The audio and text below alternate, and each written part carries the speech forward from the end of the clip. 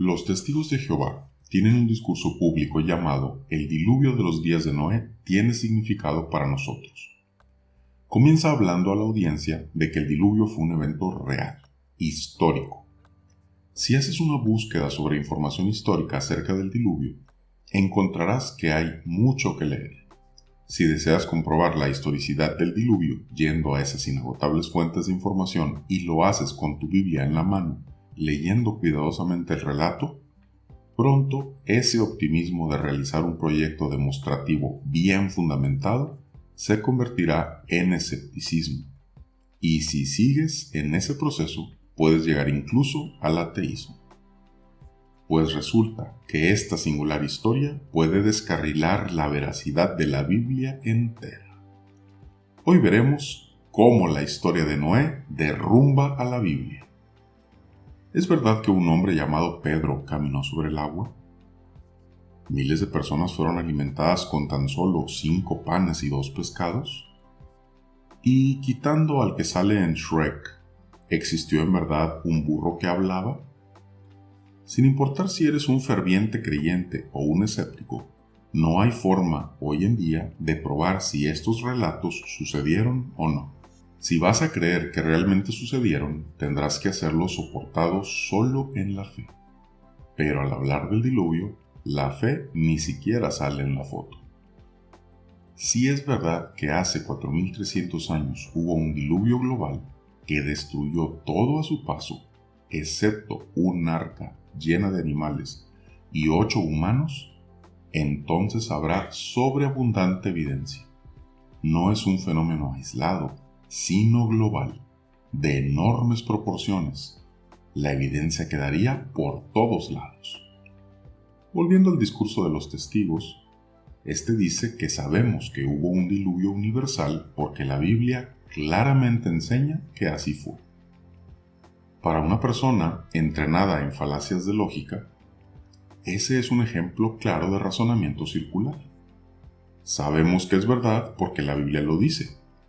Es como un musulmán diciendo, sabemos que el profeta Mahoma fue un mensajero del Dios verdadero porque el Corán enseña que eso es un hecho. O un hindú diciendo, sabemos que el dios Shiva regresó a la vida a su decapitado hijo porque los Vedas nos enseñan que eso fue un hecho real.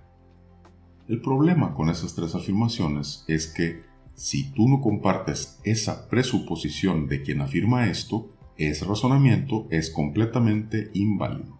Lo que debes buscar es evidencia que no pueda ser refutada. Un testigo de Jehová puede pensar que encontró esa evidencia cuando lee el libro Perspicacia, editado por la Watchtower. En la página 328 muestra una lista de leyendas provenientes de todo el mundo que en promedio comparten al menos de 4 a 6 similitudes básicas que el diluvio bíblico contiene. ¿Cómo pueden existir tantas leyendas de un diluvio que comparten aspectos en común con la bíblica? El libro Perspicacia responde: a medida que los descendientes de Noé se dispersaron por la tierra, parece ser que recontaron la historia del diluvio. Sin embargo, con el tiempo, la historia se distorsionó de varias formas. A primera vista esto tiene sentido, especialmente considerando lo que pasó en la Torre de Babel.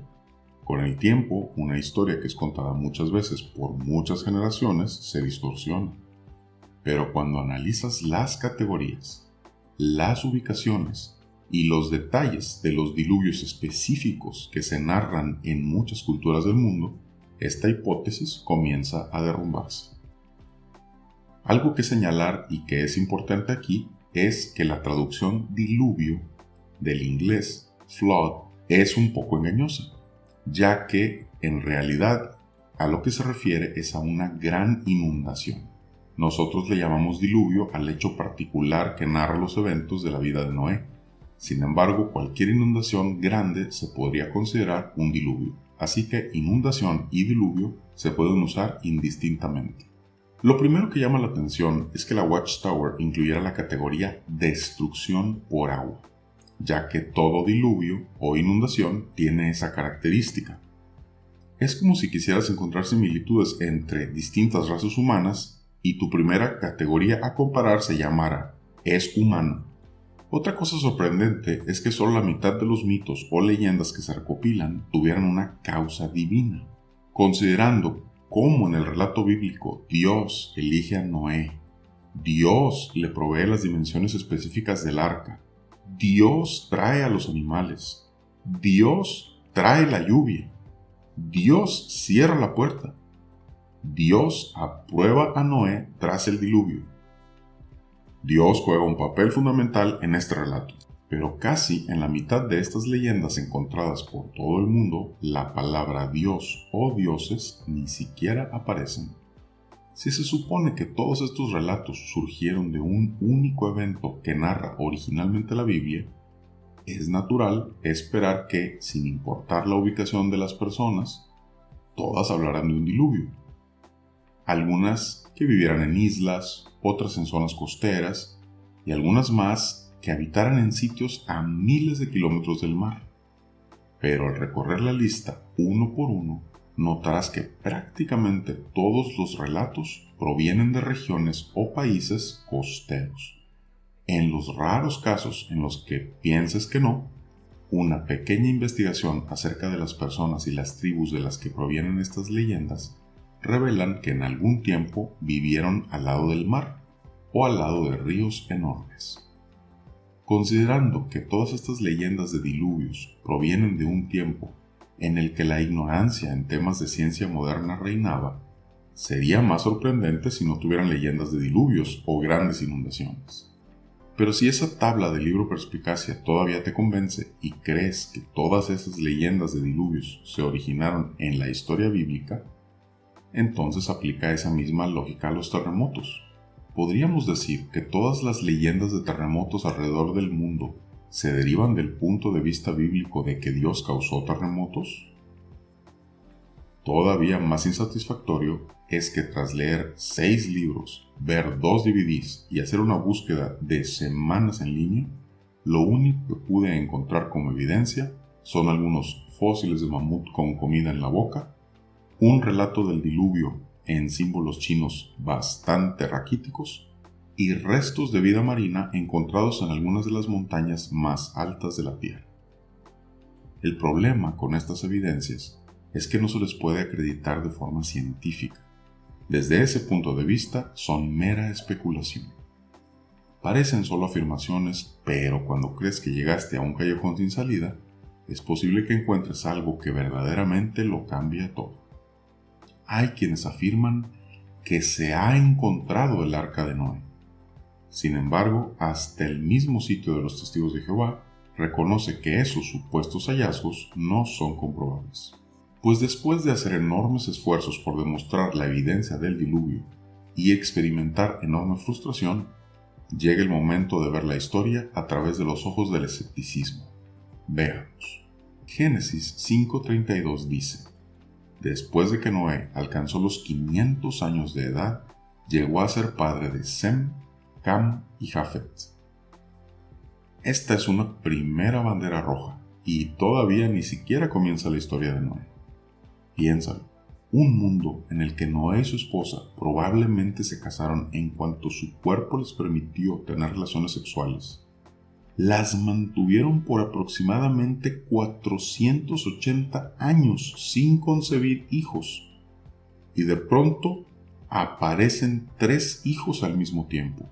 Esto no hace mucho sentido, ¿no crees? Algunos creyentes dicen que como Noé estaba tan cerca de la perfección de Adán, probablemente tenía control sobre sus capacidades reproductivas. Cuando escuchas algo tan bizarro y chiflado que tienes que dar unos pasos atrás y procesar lo que acabas de escuchar. Es como decir que Noé estaba usando la fuerza en sus espermatozoides para asegurarse de que no fecundaran al óvulo.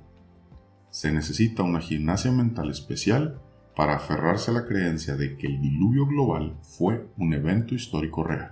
A partir de este punto, el análisis se pone todavía mucho más interesante. Asumiendo que en la época del diluvio existieran las mismas especies animales que hay hoy en día, el total de animales a bordo del arca se aproxima a unos 2.065.000 individuos. Hay muchas religiones que debaten sobre si los insectos debiesen tomarse en cuenta o no. pero ninguna da una explicación válida por la cual descartar a esa población de 1 millón de especies diferentes dentro de esta categoría, ya que es difícil imaginar que pudieran sobrevivir sin comida, tierra o agua dulce. De hecho, si usas solo a la Biblia como fuente, llegarás a la conclusión de que forzosamente debieron estar en el arca.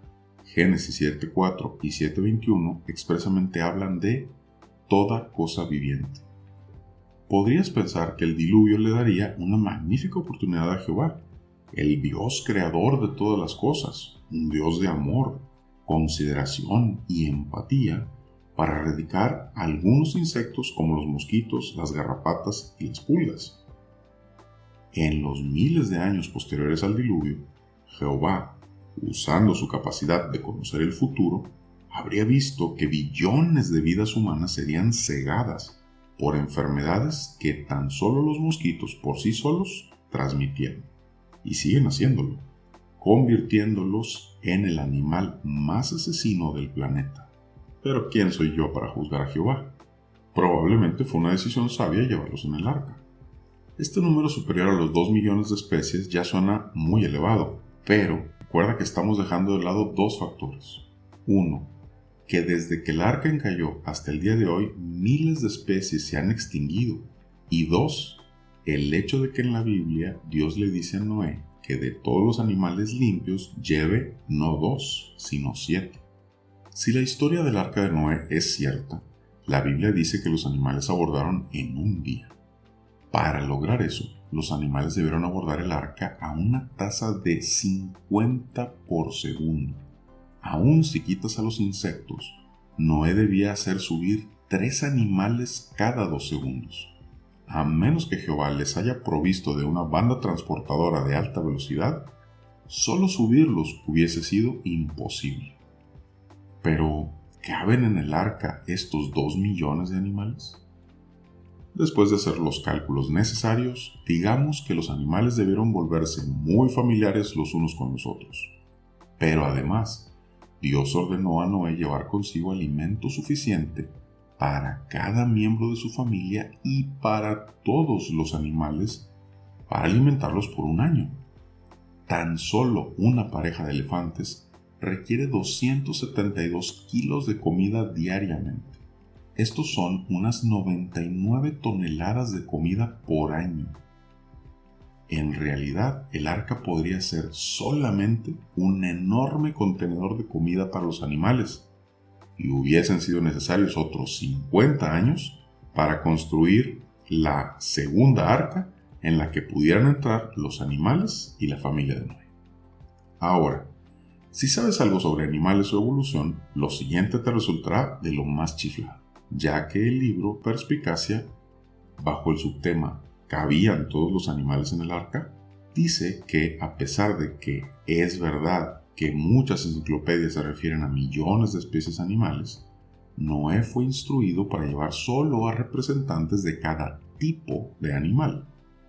Eso significa que, con solo 43 tipos de mamíferos, 74 tipos de aves y 10 tipos de reptiles, puedes producir la enorme variedad de especies que hoy en día conocemos. Asumen que en un periodo de 4.300 años, 43 tipos de mamíferos habrían evolucionado en más de 5.500 especies. Un tipo de mono que se bajó del arca hace 4.300 años, hoy es el antepasado de 330 especies de monos. De acuerdo con esa tasa, de 1 a 330, si viajáramos 4.300 años hacia el futuro, veríamos un mundo plagado de 108.900 especies de mono. Lo que resulta irónico es que la organización de los Testigos de Jehová aprovecha cualquier oportunidad para atacar la teoría de la evolución, pero cuando la necesitan para que los números de su narrativa sean remotamente posibles, recurren a la más rápida y agresiva forma de evolución imaginable. Ahora, si tomas las necesidades específicas de un animal, como una tortuga o una iguana, comprenderás que son animales que requieren una temperatura y humedad controladas. un sistema para limpiar su agua y eliminar los desechos, control estricto en sus horarios y tipo de alimento. Es obvio que en el océano no hubieran sobrevivido animales como estos, pero dentro del arca sus probabilidades de supervivencia no habrían sido mayores, dado que Noé no disponía de toda la tecnología necesaria para cumplir con los requerimientos específicos de cada animal para sobrevivir. Solo Dios sabe cómo esas especies tan variadas sobrevivieron. Pero, finalmente, tras 5 meses de haber iniciado su camino, el arca de Noé finalmente se detuvo en el monte Ararat, en Turquía. Desde el punto inicial hasta el punto final del viaje, yendo en línea recta, es una distancia de unos 724 kilómetros. Considerando que este fue un diluvio global, no parece una distancia tan larga. ¿Por qué el arca no terminó encallando en el monte Aconcagua en Argentina? ¿O en el monte McKinley en Alaska? ¿En el Kilimanjaro en Tanzania? ¿O en el Everest en Nepal? Ya que todas estas montañas son mucho más altas que el monte Ararat, hubiesen sido mejores sitios donde encallar. Pero tenemos que tomar en cuenta que los escritores de esta historia no tenían idea de la existencia de estas montañas. Ni siquiera sabían de la existencia de esos continentes. Todo su mundo no era lo que hoy es todo nuestro mundo. ¿Podría haber otra explicación más racional de por qué el arca terminó en el monte Ararat en lugar de otra montaña? Sí la hay. Tanto los arqueólogos como los geólogos han encontrado evidencia convincente de que en la zona que bordean los ríos Tigris y Éufrates hubo una gran inundación o diluvio de unos 6.7 metros de altura alrededor del año 2900 a.C., en la ciudad llamada Shuruppak. No es necesario decir que en esta catástrofe muchos humanos pudieron haber muerto, así como miles de animales, pero para la realeza, para las personas que tenían un bote, se las pudieron arreglar y salvar a sus familias y animales. Y ya estando en semejante inundación, ¿qué es lo que sus ojos podrían contemplar por encima del agua? Nada menos que el monte Ararat. Para un creyente muy ferviente, nada de esto es prueba de que no hubo un diluvio. Si la Biblia lo dice, es porque lo hubo. Si en ese libro dice que cupieron los animales con todo y comida, que llegaron al monte Ararat, entonces así fue. Pero afortunadamente vivimos en una época en la que no tenemos la necesidad de tomar la palabra de una persona como prueba de que algo es verdad. Ni siquiera tenemos que recurrir a la Biblia como fuente intachable, porque hay un método para determinar si el relato es histórico. Lo que podemos hacer es analizar la dispersión geográfica de los animales a lo largo del planeta entero. En teoría, mientras más te acerques al monte Ararat y los países cercanos, encontrarás más variedad y cantidad de formas de vida. Y mientras más te alejes de ese punto, menos variedad y cantidad encontrarás. Usando las estadísticas de mamíferos de la IUCN de 2016, esta es una lista de los 23 países que son hogar de la mayoría de los mamíferos. Basados en la distancia geográfica desde el monte Ararat y la posibilidad de que un mamífero migre a estas regiones, ¿esperaríamos que estos países estuvieran en la lista? Pues esta lista revela exactamente lo contrario a lo que esperaríamos ver. Lo normal sería que Turquía, Siria, Irán e Irak encabezaran la lista, pero ni siquiera aparecen en ella. Otro método para demostrar que el diluvio es un relato fantástico, carente de toda historicidad, es el registro fósil, que siempre nos ha ayudado a desentrañar los misterios de nuestro pasado evolutivo. No se requiere ser un genio para comprender que los primeros organismos que habitaron el planeta, después de morir, quedaron enterrados a cierta profundidad. Sus descendientes, que vivieron y murieron miles de años después, se encuentran más cerca de la superficie, y así consecutivamente hasta llegar a nosotros mismos y a los mamíferos y aves. Pues si el diluvio realmente hubiese ocurrido, sería lógico encontrar enterrados a toda clase de animales en una misma capa, a una misma profundidad, pues todos habrían muerto en ese mismo acontecimiento global. Pero no es así. El registro fósil mundial concuerda con lo que la ciencia dice sobre las diferentes etapas en que fueron, tanto apareciendo como desapareciendo, las especies. Si el diluvio hubiera ocurrido, encontraríamos una especial capa de tierra plagada de cadáveres, de toda clase de animales y plantas. Pero eso simplemente no es así. Mientras más preguntas haces al respecto de la historicidad de este relato, más respuestas resuenan hacia lo falsa que es. Organizaciones como los Testigos de Jehová saben muy bien esto. Saben que deben aferrarse a lo más mínimo y débil de evidencia que puedan. Que si un adepto se pone a cuestionar e investigar sobre la veracidad del relato, se puede derrumbar toda su torre de mentiras y perderán a muchos. Por lo tanto, ¿qué hacen para evitar todo esto? Tienen un as bajo la manga, un truco final que usan en este asunto. Jesús, Pablo y Pedro aceptaron el diluvio como historia y lo usaron como una advertencia. Jesucristo simplemente dijo: Noé entró en el arca y el diluvio vino y acabó con todos. Esta es la mejor evidencia. ¿Por qué? Jesús estuvo en el cielo antes de venir a la tierra. Vio la construcción del arca, vio el diluvio. Cuando lo ves desde ese punto de vista, la evidencia de que el arca de Noé existió es abrumadora. O dicho de otra forma, ¿le estás diciendo a Jesucristo mentiroso? Para una mente adoctrinada, este método de ilusionismo funciona perfectamente. Tal como un mago distrae la atención de su audiencia de lo que verdaderamente está pasando, ellos tratan de quitar tu atención de la historia del arca de Noé para ponerla en Jesús. Alguien que dejó su posición privilegiada en el cielo, vivió una muerte agonizante para que tú pudieras recibir vida eterna. Te recuerdan que si cuestionas el relato del diluvio, estás cuestionando directamente a Jesús. ¿Cómo te atreverías a hacer eso? Desafortunadamente para la organización, este tipo de actos producen en muchas personas la reacción opuesta.